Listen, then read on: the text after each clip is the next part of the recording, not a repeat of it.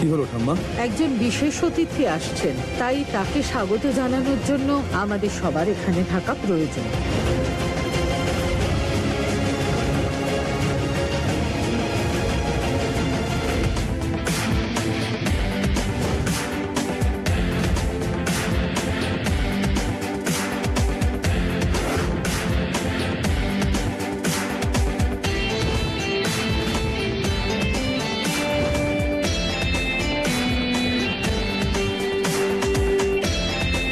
সুখী হন।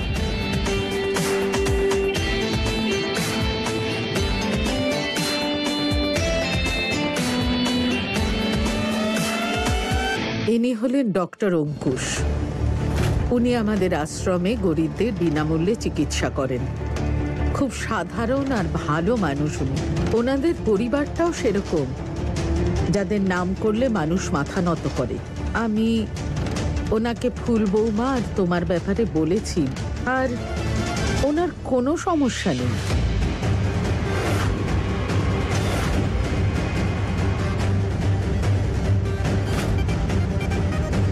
কোন বিষয়ের সমস্যা ঠাম্মা? দাদু ভাই, আজকে রাতে ফুল বৌমা আর তোমার সম্পর্ক ভেঙে যাবে তো? আর ফুল বৌমাকে তো এখান থেকে যেতে হবে, কিন্তু ফুল বৌমার যে কলঙ্ক হবে তার কি হবে?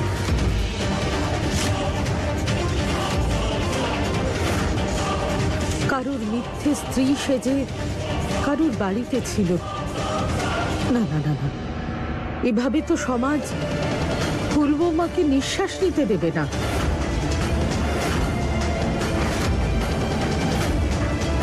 আমি ভাবলাম ফুল বৌমার ওপর থেকে এই কলঙ্ক দূর করে ওকে এক নতুন জীবন দিয়ে এখান থেকে রওনা করব।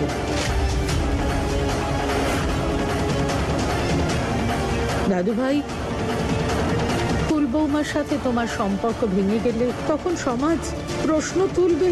তার আগে ফুল বৌমা অঙ্কুশের সাথে নতুন জীবন শুরু করে দিক।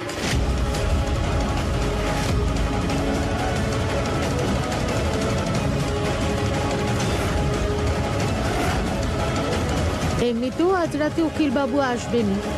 তোমাদের আলাদা হওয়ার কাগজপত্র নিয়ে তোমরা দুজন সই করলেই ফুল বৌমা আর অঙ্কুশ একে অপরকে আংটি পরিয়ে একটা সম্পর্কে বাঁধা পড়বে।